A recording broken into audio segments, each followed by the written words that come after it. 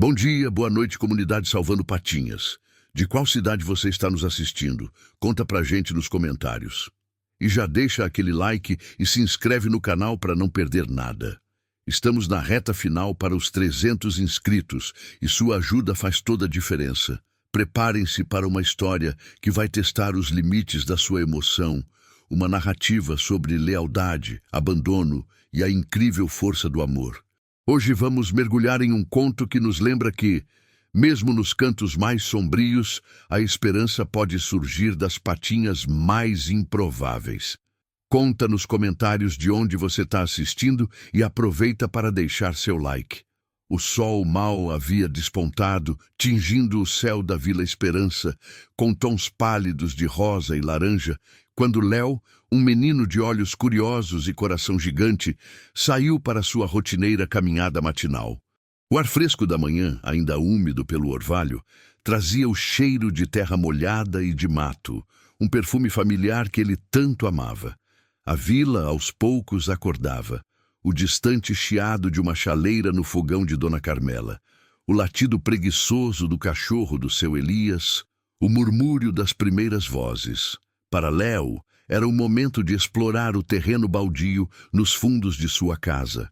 Um pequeno universo de descobertas onde a natureza selvagem resistia em meio ao concreto. Mas naquela manhã, algo era diferente. Um miado fraco, quase um lamento, ecoou entre os entulhos e o mato alto. Não era o miado brincalhão de um gato de rua, nem o latido vigoroso dos cães do bairro.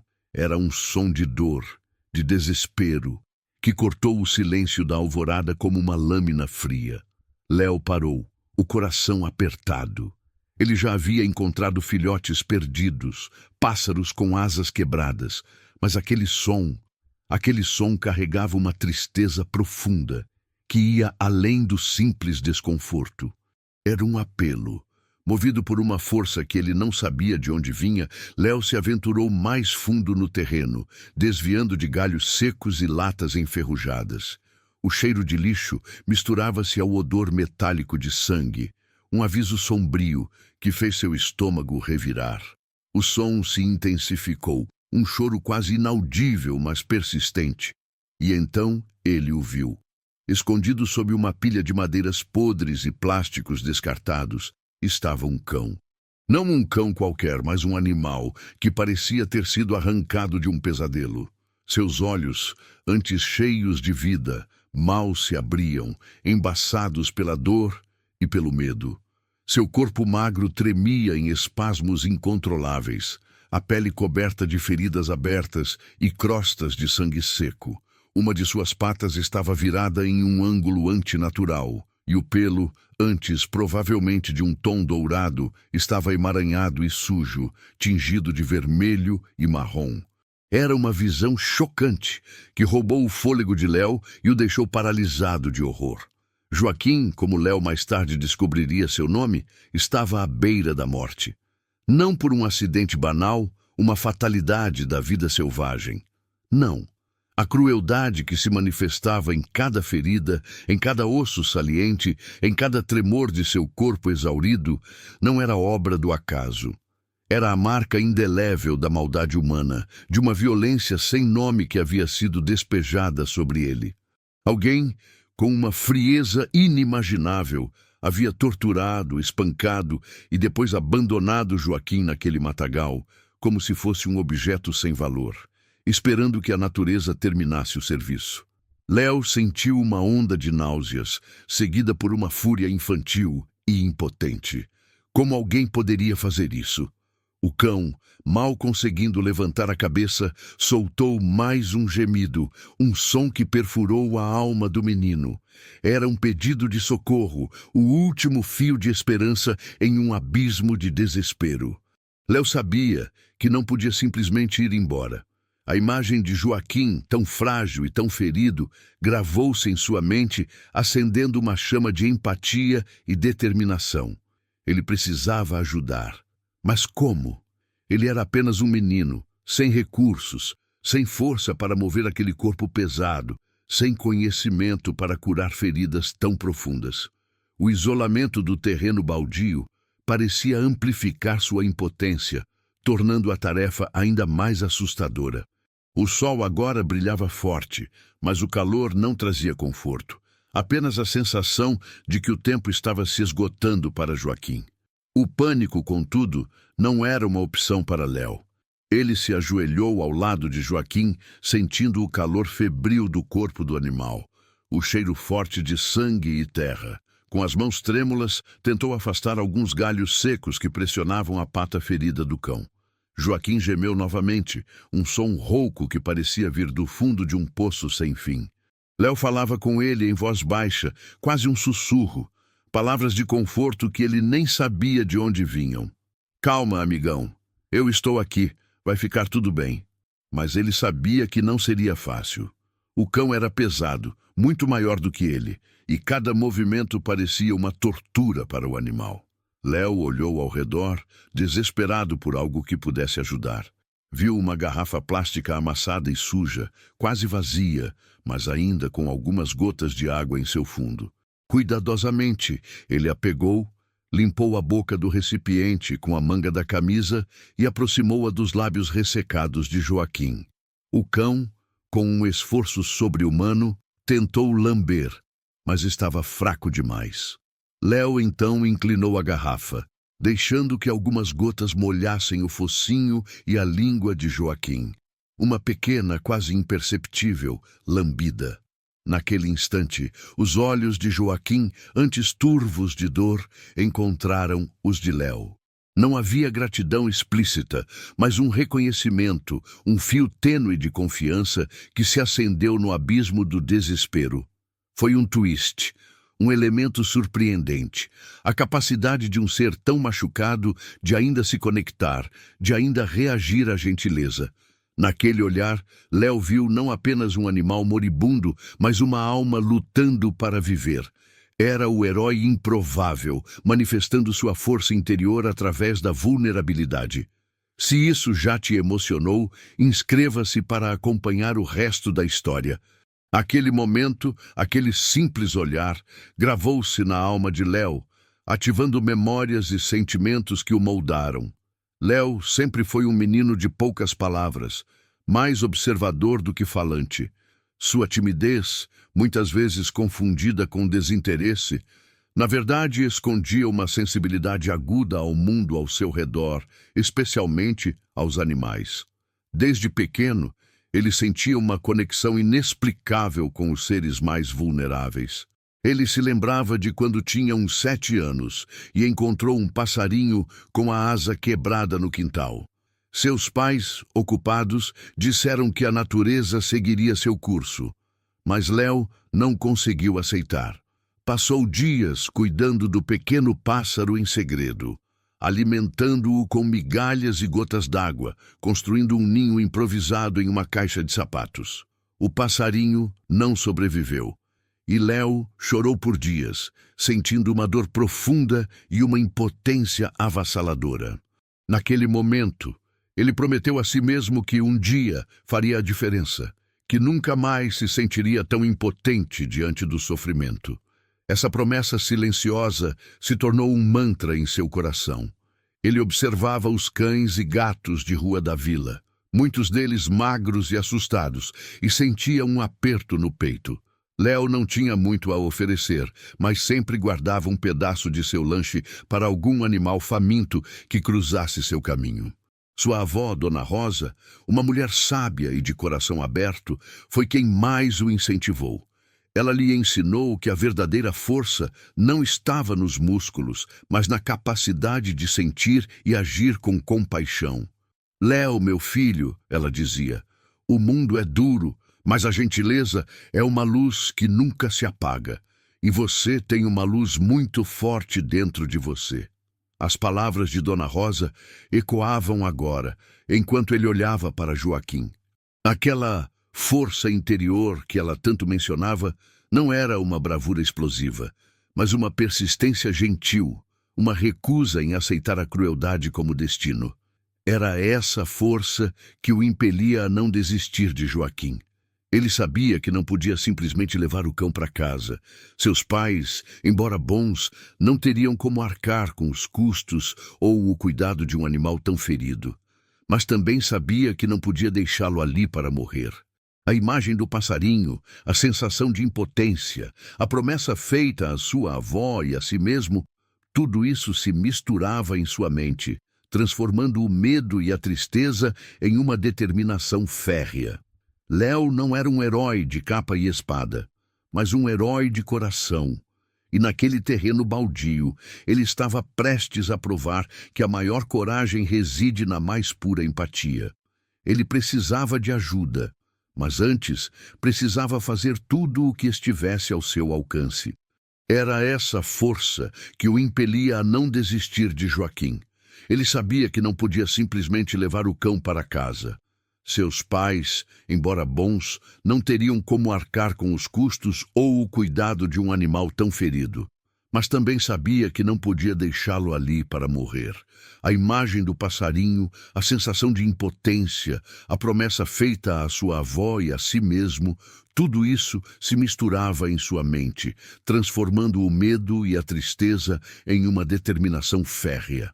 Léo não era um herói de capa e espada, mas um herói de coração. E naquele terreno baldio, ele estava prestes a provar que a maior coragem reside na mais pura empatia. Ele precisava de ajuda, mas antes precisava fazer tudo o que estivesse ao seu alcance. De volta ao presente, a urgência era palpável. O sol subia mais alto e o calor do meio da manhã começava a castigar o terreno baldio, transformando o ar em uma massa pesada e abafada. As feridas de Joaquim expostas pareciam latejar sob a luz inclemente e o cão gemia com mais frequência, um som agora mais fraco, quase um suspiro de rendição. Léo tentou, com toda a sua força infantil, arrastar as madeiras e galhos que prendiam Joaquim. Mas eram pesadas demais, e cada movimento causava mais dor ao animal. O cheiro de sangue e infecção se intensificava, e a pata quebrada, que antes parecia apenas virada, agora mostrava sinais de inchaço alarmante e uma coloração arroxeada. Léo percebeu que a água da garrafinha não seria suficiente. Joaquim precisava de comida, de um lugar seguro, de cuidados médicos. Mas como? Ele era pequeno, e o terreno, que antes parecia um refúgio, agora se tornava uma armadilha. A cada minuto que passava, a vida de Joaquim escorria por entre seus dedos. O desespero apertou o peito de Léo, mas ele se recusava a ceder. Ele lembrou-se das palavras de sua avó. A gentileza é uma luz que nunca se apaga. E ele seria essa luz para Joaquim. Com a determinação gravada em seu rosto sujo de terra, Léo correu para casa, sem pensar duas vezes. Ele precisava de algo para cobrir Joaquim, para protegê-lo do sol e das moscas, e talvez um pouco de água fresca.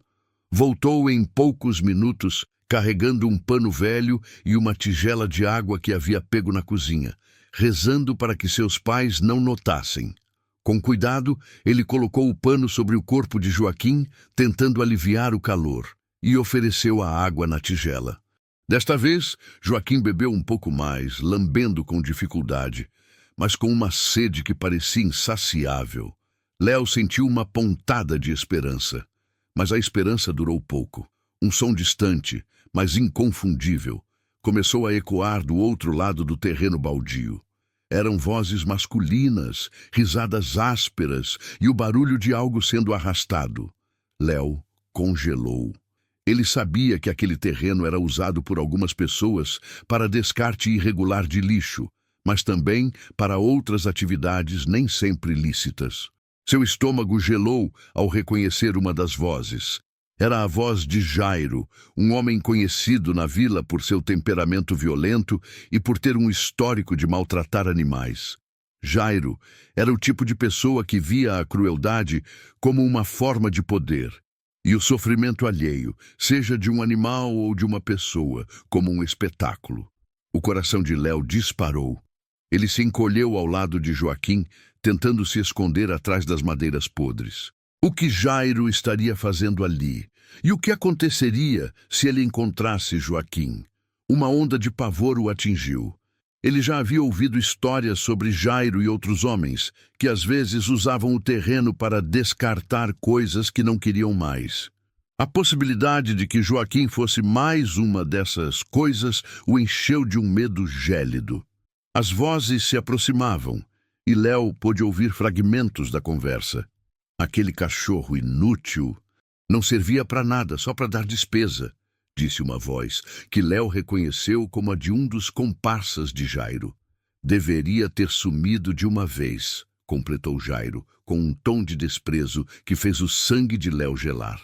Não havia mais dúvidas. Eles estavam falando de Joaquim, e eles eram os responsáveis pelo estado deplorável do cão.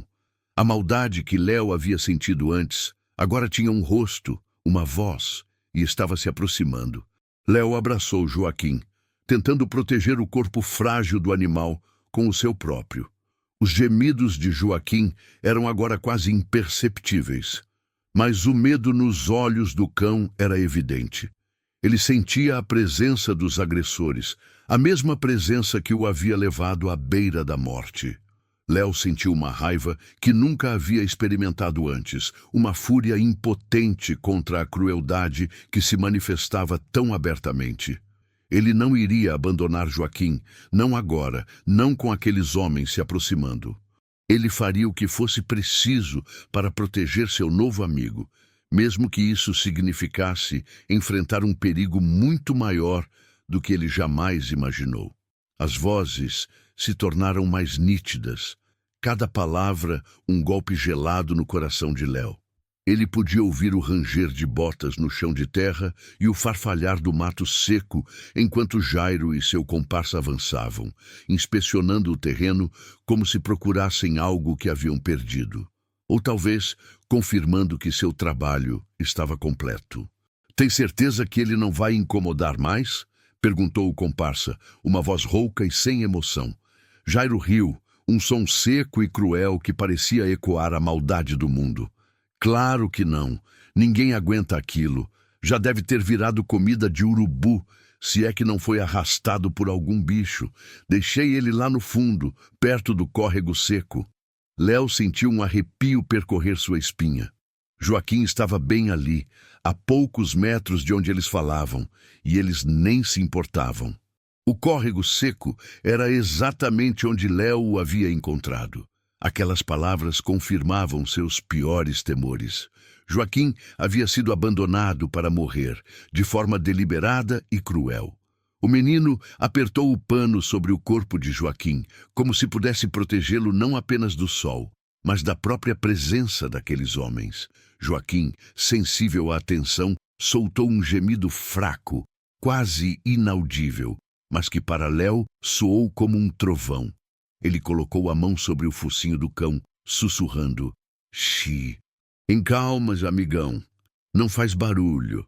Os olhos de Joaquim, ainda turvos, encontraram os de Léo, e o menino viu uma mistura de dor e um medo ancestral que parecia ter raízes profundas na memória do animal. Os passos se aproximavam. Léo podia sentir o tremor no chão, a vibração do perigo iminente. Ele se encolheu ainda mais, tentando se fundir com os entulhos, rezando para ser invisível. Jairo e seu comparsa pararam a poucos metros, discutindo sobre um pneu velho que queriam descartar. "Podíamos ter jogado ele junto, Jairo. Um problema a menos", disse o comparsa, chutando uma lata enferrujada que rolou com um barulho estridente. Léo prendeu a respiração, o coração batendo descompassadamente contra as costelas. Ele podia ver as botas sujas de Jairo, a poucos centímetros de seu esconderijo. Um movimento em falso, um miado mais alto, e tudo estaria perdido. Jairo, com sua voz carregada de desprezo, respondeu: "Não, esse aí precisava de um tempo para aprender a lição. Cachorro teimoso. Pensava que era gente. Agora vai aprender o que acontece com quem não obedece." A crueldade em suas palavras era palpável, um veneno que se espalhava pelo ar. Léo sentiu uma onda de fúria e nojo. Como alguém podia ser tão desumano? Ele queria gritar, queria confrontá-los, mas sabia que era inútil. Ele era apenas um menino e Joaquim, um animal ferido. A única coisa que podia fazer era permanecer em silêncio e proteger seu amigo. Joaquim, apesar da fraqueza, parecia sentir a presença ameaçadora. Seu corpo tremia mais intensamente e ele tentou se encolher ainda mais sob o pano, procurando refúgio no toque gentil de Léo. O menino sentiu a dor do animal, não apenas física, mas uma dor profunda de abandono e terror. Ele abraçou Joaquim com mais força, transmitindo o calor de seu corpo, a única proteção que podia oferecer. As vozes dos homens começaram a se afastar, mas Léo não relaxou. Ele esperou, os ouvidos atentos, até que os sons se tornassem distantes, quase inaudíveis. Somente quando o silêncio retornou ao terreno baldio, quebrado apenas pelo canto de um pássaro distante, Léo ousou respirar. Ele tirou a mão do focinho de Joaquim, que soltou um suspiro exausto. O cão estava ainda mais fraco, o estresse da situação drenando suas últimas energias. A pata ferida parecia pior, e Léo notou que Joaquim tinha urinado no pano, um sinal claro de seu estado crítico. A tentativa de resgate amadora de Léo não era mais suficiente. Ele havia conseguido protegê-lo da crueldade imediata, mas a vida de Joaquim ainda estava por um fio. Uma nova onda de desespero atingiu Léo. Ele havia enfrentado os vilões de perto, sentindo a maldade em sua forma mais crua, e havia protegido Joaquim. Mas e agora? Ele não podia ficar ali para sempre. O sol continuava a castigar, e o tempo se esgotava rapidamente. Ele precisava de ajuda de verdade. Ele precisava de alguém que pudesse fazer mais do que um menino poderia. Léo olhou para Joaquim, cujos olhos estavam quase fechados, e uma nova determinação, mais forte do que o medo, acendeu em seu peito. Ele não falharia com Joaquim. Ele não permitiria que a maldade vencesse. Ele precisava de um plano e precisava agir rápido. Ele se levantou devagar, os joelhos doloridos, mas a mente acelerada. Olhou para a vila, para as casas que até então pareciam tão distantes e indiferentes. Ele não podia carregar Joaquim sozinho, nem curá-lo. Mas ele podia pedir ajuda. Ele se lembrou de Dona Carmela, a vizinha que sempre tinha uma palavra gentil e que amava animais. Ela era sua única esperança. Léo sabia que seria difícil convencê-la, ou qualquer adulto, da urgência da situação. Mas ele tinha que tentar. A vida de Joaquim dependia disso.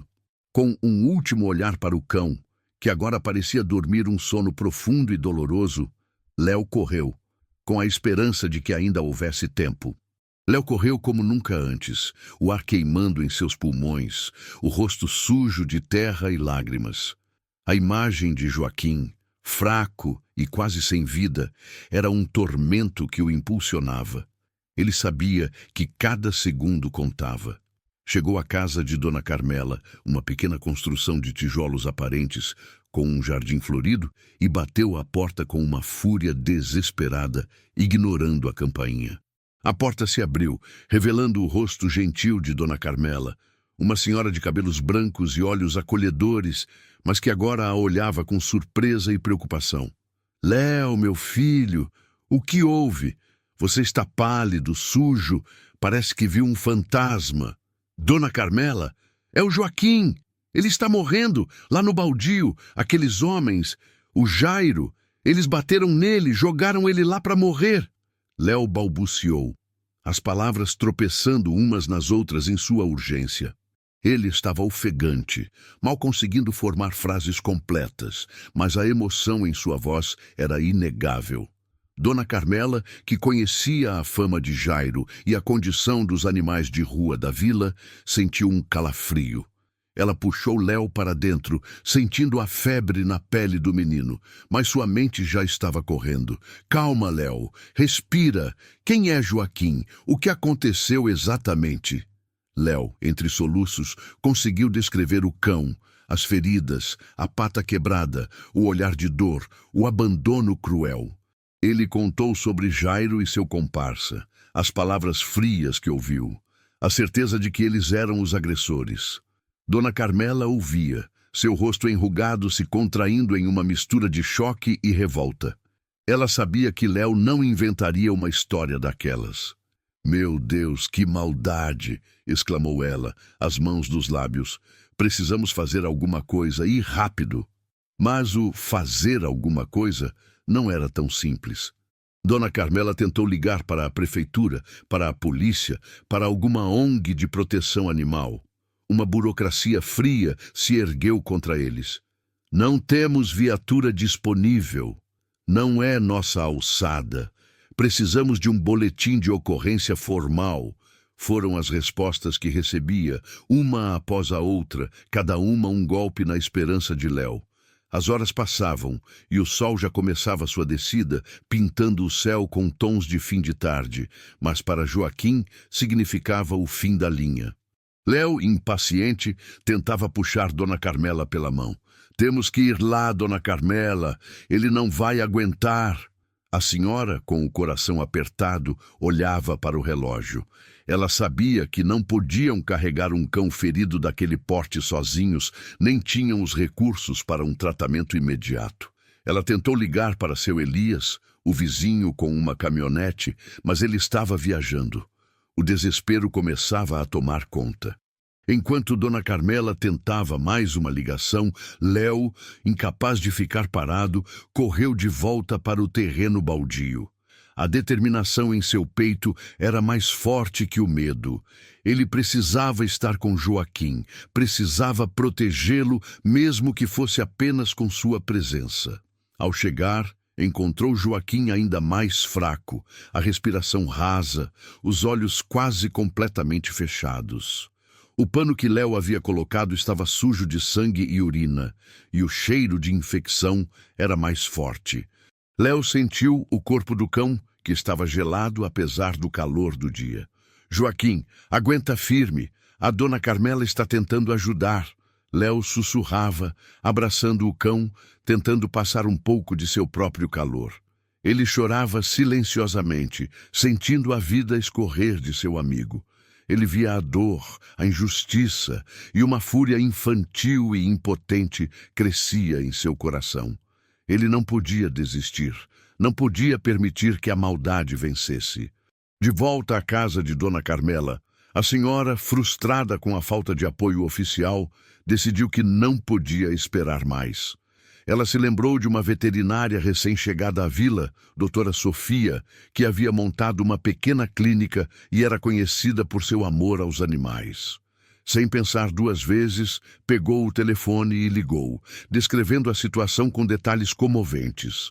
A doutora Sofia, chocada com a descrição, prometeu ir imediatamente, mas alertou que precisaria de ajuda para transportar o animal. Dona Carmela, com a esperança renovada, saiu de casa e começou a bater nas portas dos vizinhos mais próximos. "Meu povo, precisamos de ajuda. Tem um animal morrendo de maus tratos no baldio. O Léo o encontrou. Precisamos resgatá-lo." Inicialmente houve hesitação. Alguns se preocupavam com o envolvimento, outros com a reputação de Jairo. Mas a voz embargada de Dona Carmela, a urgência em seus olhos e a menção do pequeno Léo, que estava arriscando tudo por um animal, começou a tocar os corações. Seu Elias, que havia acabado de chegar de viagem e ouvia o burburinho, apareceu e, ao saber da situação, ofereceu sua caminhonete sem pensar duas vezes. A notícia se espalhou como um rastilho de pólvora pela Vila Esperança. A coragem de Léo, mesmo que não estivesse presente fisicamente naquele momento, já havia inspirado a comunidade. Dona Carmela, agora com o apoio de seu Elias e alguns outros vizinhos, sentiu uma onda de força. Eles não eram especialistas, mas eram pessoas de bom coração, e a união deles começava a formar uma pequena resistência contra a indiferença e a crueldade. O plano era simples: ir até o baldio, resgatar Joaquim e levá-lo à doutora Sofia. Mas eles sabiam que o tempo era o inimigo e que a jornada até o cão seria apenas o começo de uma luta pela sua vida.